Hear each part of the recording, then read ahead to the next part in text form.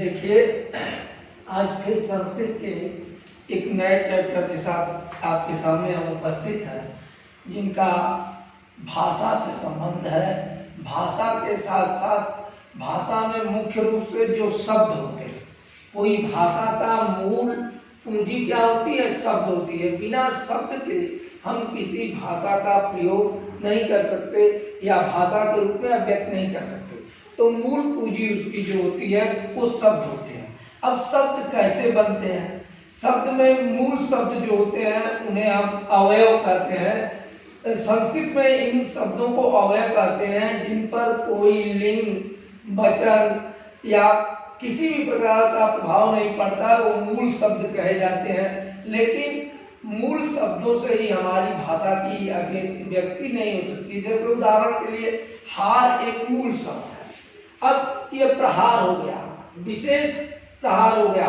तो ये चीजें जो ऊपर आपको लिखा गया है, उपसर्ग है, प्रत्यय है, समास है, इनके द्वारा भाषा में हम शब्दों की रचना करते हैं। जब हमें शब्द की रचना करने आ जाता है या शब्द बनाने आ जाता है, तो ऐसी स्थिति में शब्द के द्वारा हम वाक्य, भाषा और भाषा के द्वारा एक चैप्टर, किताब और ग्रंथों की रचना करते हैं।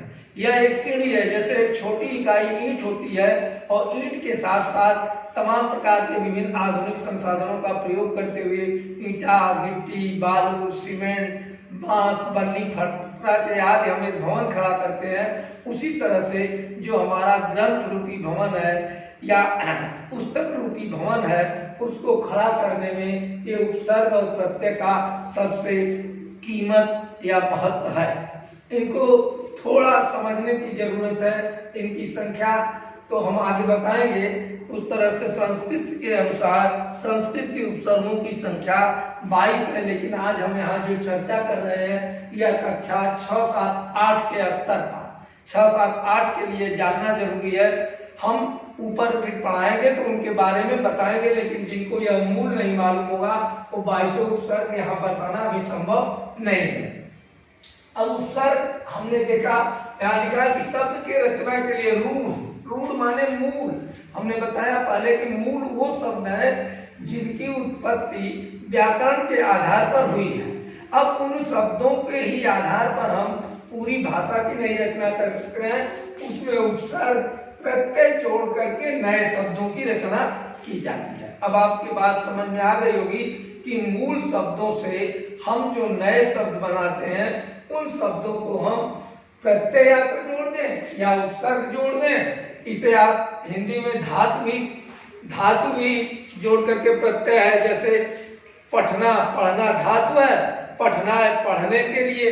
तो इस तरह से हम जब मूल शब्दों में उपसर्ग या प्रत्यय लगाते हैं, उनसे नए शब्द बनते हैं। समास के द्वारा भी नए शब्द बनाए जाते हैं।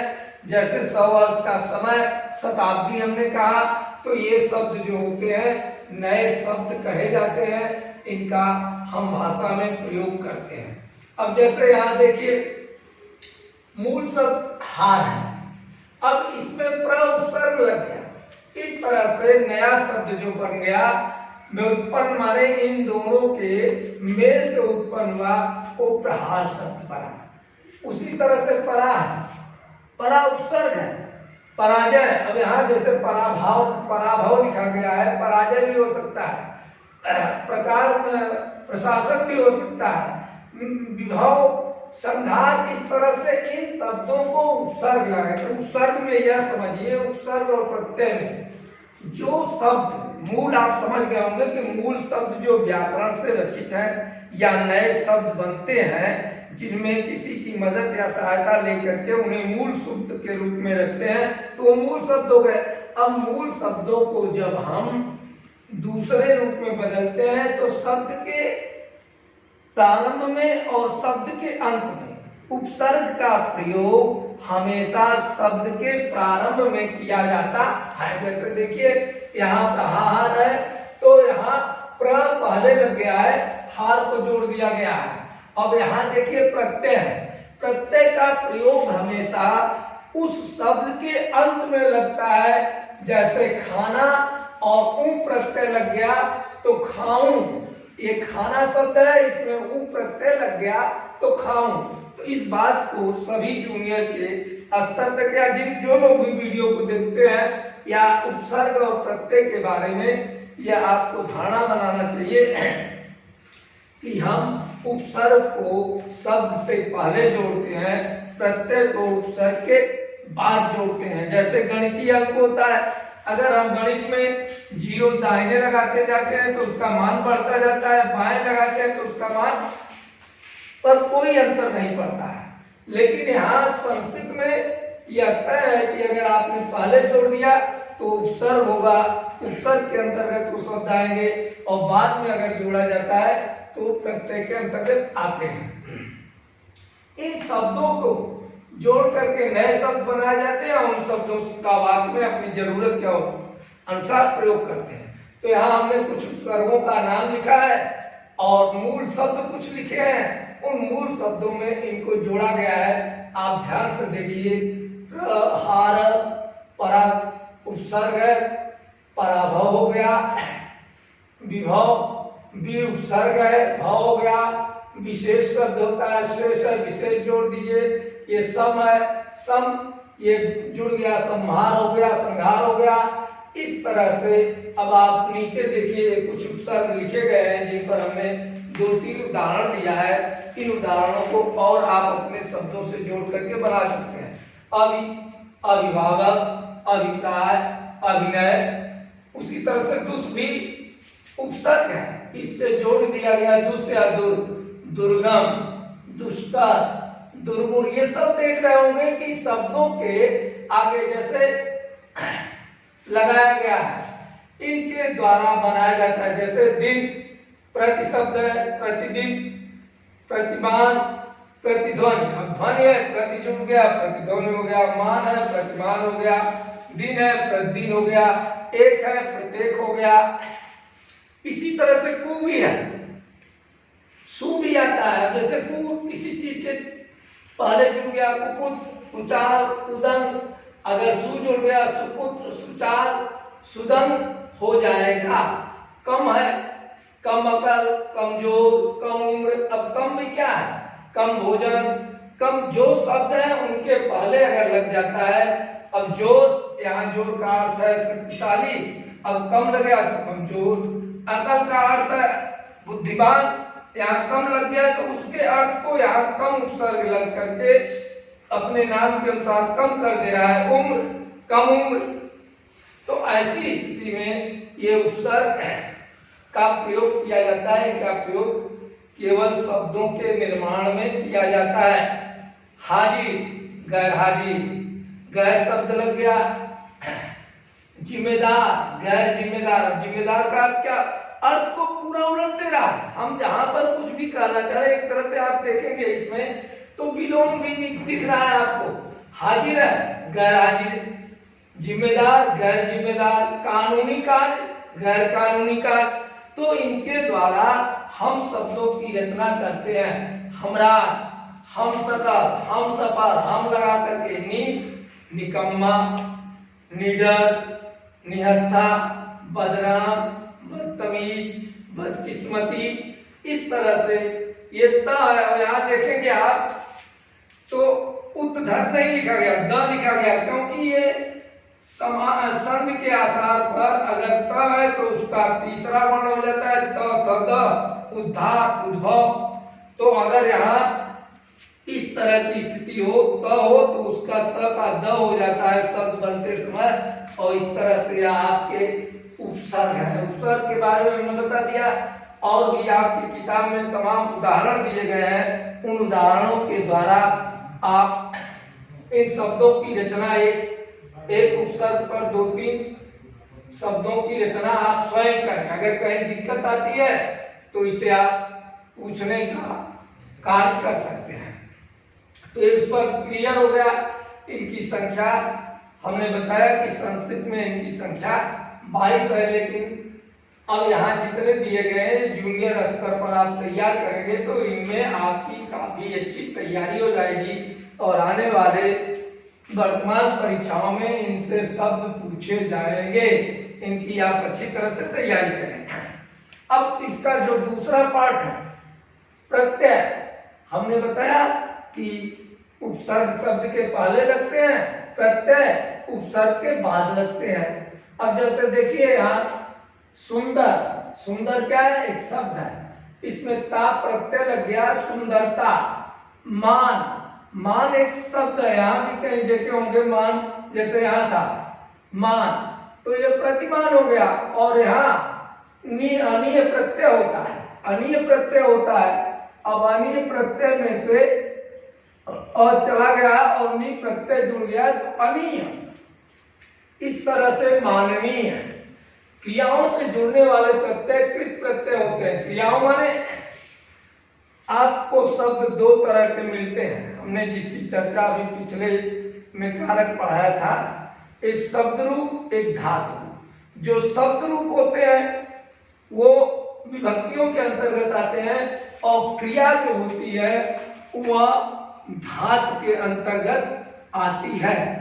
तो अब यहाँ क्रिया से जुड़ने वाले प्रत्यय जैसे खाना, झकूं, खाऊं, बेचना, बिकाऊं, रटना, रट्टू, इस तरह से न का गाना, गवैया, नाचना, आया प्रत्यय लग गया, नचैया, होनहार, होन में हार प्रत्यय लग गया, होनहार, देना, देनहार। तो इस तरह से ये प्रत्यय पीछे लगते हैं और लग करके नए शब्दों की रचना करते हैं। आप इन प्रत्ययों की सहायता से या, अया, हार प्रत्यय से और नए शब्दों की रचना करिए, तभी अभ्यास हो सकता है। यहाँ देखिए चाटन, चटनी, नी प्रत्यय है, अनी प्रत्यय है, मिलना, मिलनी, खजाना, आवट, नहीं सजाना, आवट, सजावट हो गया, मिलना, आवट। अब ये कह रहे हैं ये आ कहाँ चला जा रहा होगा, तो यहाँ एक चीज ध्यान दीजिएगा कि इन अंत में जो आ आया है, ये आ आया है, यह स्वर होने के नाते यह इसके साथ मात्रा बन जाता है और वट बच जाता है। इस तरह से ये शब्दों का दिखावा, तो दिखा वाह, खा में ये आ गया आ और न, इसके अलावा दिखावा हो गया।